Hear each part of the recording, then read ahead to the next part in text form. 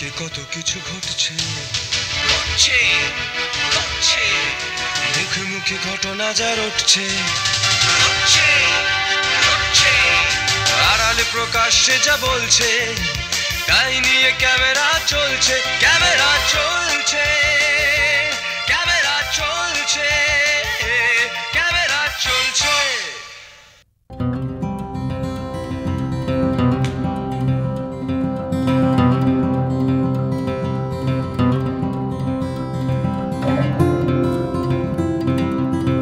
হলুদ ট্যাক্সিকে কলকাতার অন্যতম আইকন বলা যেতেই পারে। 6 দশকেরও বেশি সময় জুড়ে মহানগরীর রাজপথে হলুদ ট্যাক্সি বিরাজ করেছে তার স্বমহিমায়। অথচ সময়ের হাত ধরে কত কিছুই ক্রমশ দূরে সরে যায়। স্পষ্ট থেকে ক্রমশ অস্পষ্ট হতে হতে একসময় সে হয়তো জায়গা পায় স্মৃতির পাতায়।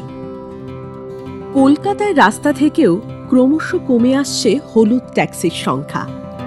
কালের প্রবাহে আধুনিক পরিবহন ব্যবস্থায় পছন্দের তালিকায় অ্যাপ ক্যাব এখন অনেকটাই এগিয়ে আছে হলুদ ট্যাক্সির চেয়ে। একসময় ট্যাক্সির রং ছিল কালো, আর তার মাথাকানি ছিল হলুদ বর্ণের। রং বদলে একদিন তা পুরোপুরি হলুদ হয়ে গেল। হলুদ আলোর প্রবল ঔজ্জ্বল্যের প্রভাবে কম আলোতেও যাতে তা সহজে চোখে পড়ে, সেই কারণে ট্যাক্সির রং হলো হলুদ। 1962 সালে কলকাতার রাজপথে প্রথম ট্যাক্সি চলেছিল।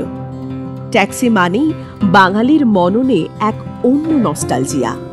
উপন্যাস, গল্পের পাতায় কিংবা রূপলি পর্দায় ট্যাক্সি হাজির হয়েছে শত সহস্র অগণিতবার। ট্যাক্সি মানেই যেন আরামপ্রদ যাতায়াতের মধ্যে কোথাও একটু বিলাসিতার ছোঁয়াও। কিন্তু কিছুদিন ধরেই একটা প্রশ্ন ঘুরপাক খাচ্ছে যে কলকাতার রাজপথে চেনা চেহারা ট্যাক্সি আর দেখা যাবে কি? প্রতিযোগিতার বাজারে টিকে থাকতে ট্যাক্সি এখন সামিল অ্যাপ ক্যাবের পরিষেবাতেও। তবু অদূর ভবিষ্যতে আশঙ্কার কালো মেঘ কিন্তু কাটছে না। ট্যাক্সি নিয়ে সাধারণ মানুষের অনেক ক্ষোভও আছে। মিটার মেনে যেতে না চাওয়া, অতিরিক্ত ভাড়া চাওয়া, সময় সুযোগ মতো উপলব্ধ তো নয়ই, এমনকি ট্যাক্সি চালকের অবব্য ব্যবহারে অভিযোগ উঠেছে বারবার। সেই তুলনায় অ্যাপ ক্যাবের স্বাচ্ছন্দ্য অনেক বেশি। যে কোনো জায়গা থেকে নির্ধারিত নির্দিষ্ট গন্তব্যে পৌঁছানোর স্বাধীনতা, নির্দিষ্ট ভাড়া, পরিষ্কার পরিচ্ছন্নতা, কোনো অভিযোগ থাকলে তৎক্ষণাৎ তা জানানোর সুবিধা এবং তৎক্ষণাৎ ব্যবস্থা গ্রহণ। বেশিরভাগ গাড়ি বাতানুকূল হওয়ার জন্য অনেক বেশি আরামপ্রদ ইত্যাদি কারণে ট্যাক্সি ক্রমশ পিছিয়ে পড়ছে অ্যাপ ক্যাবের সঙ্গে দৌড় থেকে। অভিযোগ অনুযোগ থাকলেও এখনো বহু মানুষ ট্যাক্সির প্রতি সহৃদয়। কেউই চান না কলকাতার অন্যতম ঐতিহ্য, কলকাতার অন্যতম আইকন হলুদ ট্যাক্সি হারিয়ে যাক কলকাতার রাজপথ থেকে। তাই অদূর ভবিষ্যতে মহানগরীর প্রশস্ত দীর্ঘ কালো রাজপথ থেকে হলুদ এই যানটি হারিয়ে গেলে মন ভারাক্রান্ত তো হবেই। কত বছর কলকাতায় ট্যাক্সি চালাচ্ছেন? আমি 94 থেকে আপনার চালাচ্ছি। আর আগে যে পরিমাণ, মানে যে সংখ্যায় প্যাসেঞ্জার পেতেন, এখন পান কি? না, সে তো পাচ্ছি না। এখনই বিভিন্ন রকম গাড়ি বেরিয়ে গেছে, বাইক বেরিয়ে গেছে, এইসব নিয়ে তো একটু নিয়ে গাড়ি ঝাড় হবে না। সারাদিনে কত টাকার ভাড়া হয় মোটামুটি আন্দাজে? আন্দাজে ওই 1500-1600।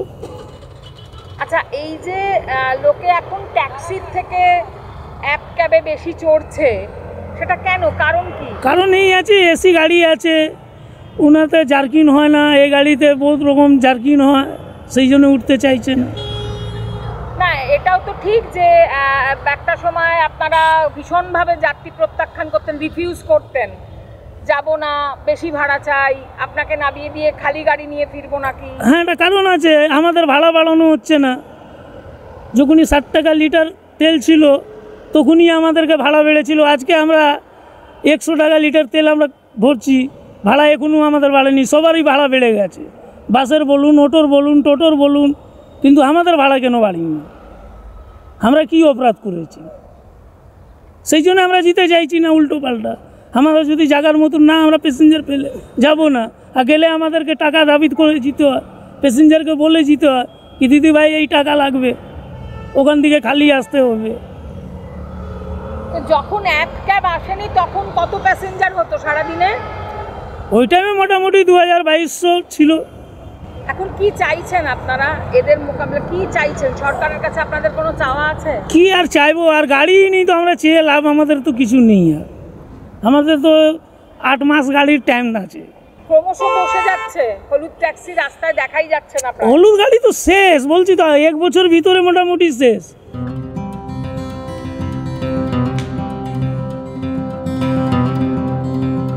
কোথা থেকে আসেন, কোথায় যাবেন? আমরা যাব পিকনিক গার্ডেন। আচ্ছা, এখন কি ট্যাক্সির জন্য অপেক্ষা? ট্যাক্সির জন্য অপেক্ষা করছি। আচ্ছা, এখন তো মানে ক্যাব এসে গেছে, মনে করুন অনেক অ্যাপ ক্যাব এসে গেছে, তো হলুদ ট্যাক্সি রাস্তাঘাটে প্রায় দেখাই যায় না। আপনার কি এখনো ট্যাক্সিতেই ভরসা? না, ট্যাক্সিতে তো ভরসা সবসময়ই আছে, কিন্তু আবার সুবিধা অসুবিধা, ধরুন একটা এমার্জেন্সি যদি কিছু হয় তখন আপনার ক্যাবেই ওটা করলে সঙ্গে সঙ্গে বাড়ির সামনে আসলে ওটা পেয়ে যাচ্ছি। দেখুন, এখন উবের ওলা সবই আছে, কিন্তু হলুদ ট্যাক্সি হচ্ছে আমাদের কাছে ঐতিহ্য। ওটা ছাড়া এখন তো প্রায় সবই বিলুপ্ত হতে চলেছে, কিন্তু যদি হলুদ ট্যাক্সিটাও চলে যায় অর্ধেক ঐতিহ্য আমাদের চলে যাবে। যতই হোক উবের ওলা থাকলেও এখন হলুদ ট্যাক্সি আমাদের বিপদের সঙ্গী। যে কোনো সময়ে যে কোনো জায়গায় মানে ফেয়ার কম বেশি এখনও ওরাই অ্যাডজাস্ট করে। আদারওয়াইজ উবের ওলা এছাড়া এগুলি মানে এখন আছে ঠিকই, কিন্তু আমাদের সাথে যেটা আছে হলুদ ট্যাক্সি অবশ্যই প্রয়োজন, ওটা একেবারেই ওঠা উচিত নয়।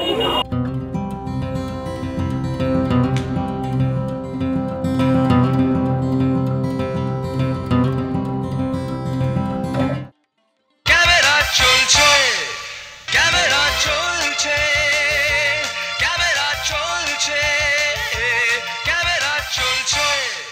ঘড়ির কাঁটায় বিকেল 5:15 অথবা 10:30 বাজলেই নতুন করে কাউকে বলে দিতে হয় না, কারণ সকলেই জানে ডিডি বাংলার পর্দায় শুরু হচ্ছে জনপ্রিয় অনুষ্ঠান ক্যামেরা চলছে।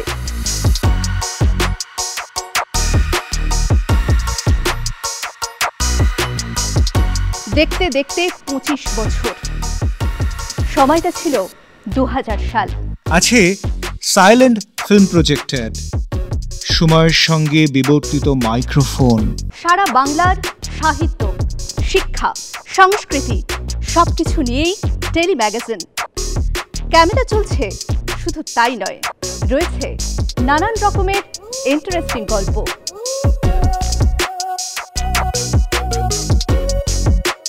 ক্যামেরা চলছে মানে নানান ধরনের নানান মানুষের কীর্তিকলাপ, যাদের কেউ চেনেই না, জানেই না, কিন্তু বাধা বিস্তর।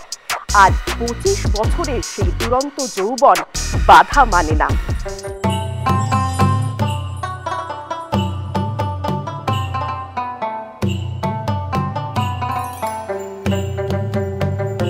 তাই দেখতে থাকুন ক্যামেরা চলছে দূরদর্শনের পর্দায় সোম থেকে শুক্র বিকেল 5:15 এবং রাত্রি 10:30টায়।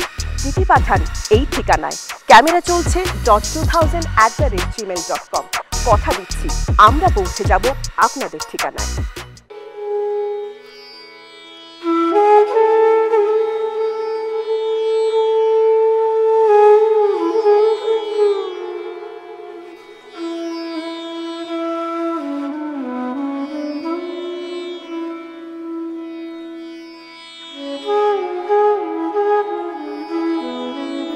ক্যানভাস যেন তাদের পৃথিবী, আর রং তুলি যেন তাদের ভাষা। সে ভাষার মধ্য দিয়েই শিল্পীরা তুলে ধরেছেন প্রথম যে কথাটি, সেটা হলো স্ট্রাগল ফর এক্সিস্টেন্স।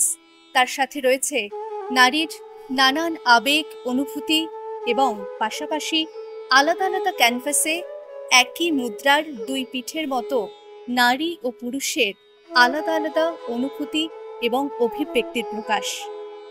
আমি দাঁড়িয়ে রয়েছি এখন একাডেমি অফ ফাইন আর্টসের নর্থ গ্যালারিতে। শিল্পীদের নানান আবেগ অনুভূতির পাশাপাশি তাদের নানান সম্ভার প্রদর্শিত হচ্ছে এই প্রদর্শনীতে। মাধ্যম হিসেবে ব্যবহৃত হয়েছে অ্যাক্রিলিক এবং মিক্সড মিডিয়া। চলুন দেখা যাক প্রদর্শনীটি।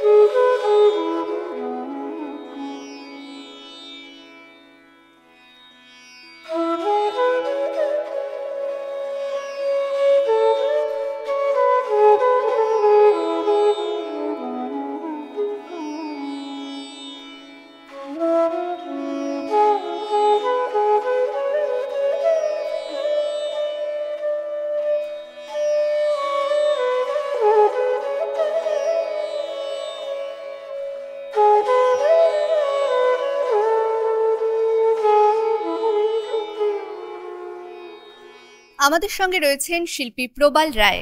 এই প্রদর্শনী সম্পর্কে তার মুখ থেকে শুনে নেব কিছু কথা। আমাদের স্প্রেড আর্টিস্ট গ্রুপের এটা 21তম প্রদর্শনী। আমরা 2006 সালে এই গ্রুপটা তৈরি করেছিলাম।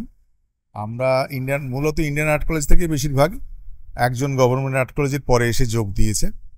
আর আমরা নিয়মিত সারা দেশেই শো করে চলেছি। এবারের প্রদর্শনীতে আমাদের কাজ সবই অ্যাক্রিলিক অফ ক্যানভাস।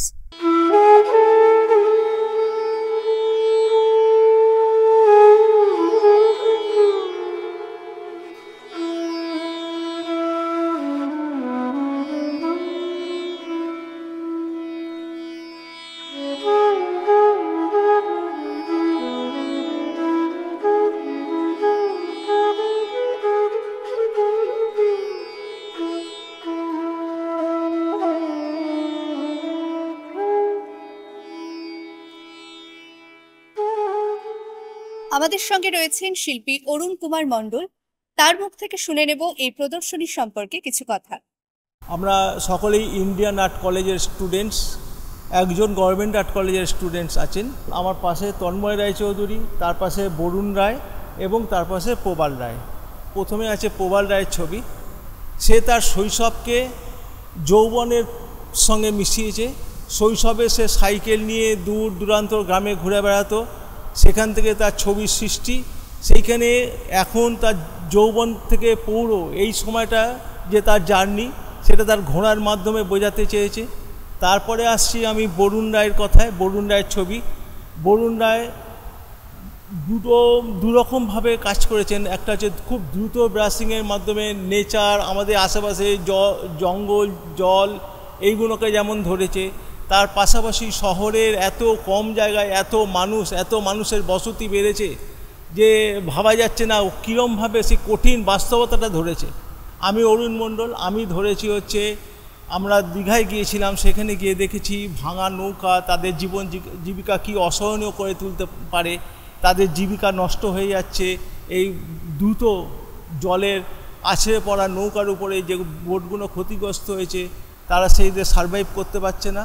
তারপরে আছে তন্ময় রায়চৌধুরী। ও একটু বৈষ্ণব, কীর্তন, এই ব্যাপারগুলোকে নিয়ে তার পেন্টিংটা উপস্থাপনা করেছে। সমীর কর্মকার, সে হিউম্যান ফিগারকে নানান রকমভাবে ভেঙে তার কাজ যাত্রা শুরু করেছে।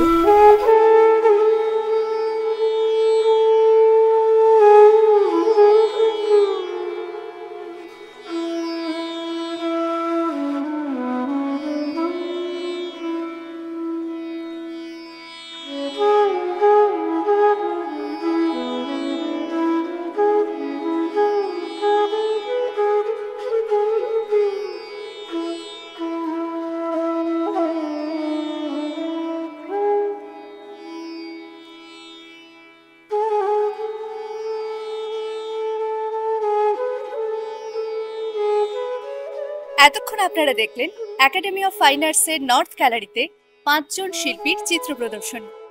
আপনাদের সঙ্গে আমি নীলাঞ্জনা। দেখতে থাকুন ক্যামেরা চলছে সোম থেকে শুক্র বিকেল 5:15 এবং রাত্রি 10:30টায়। আপনারা তো দেখবেন, কিন্তু আপনাদের কাছে আমরা পৌঁছবো কিভাবে? চিন্তা নেই, মেল করুন এই ঠিকানায় ক্যামেরা চলছে .2000@gmail.com। ক্যামেরা চলছে।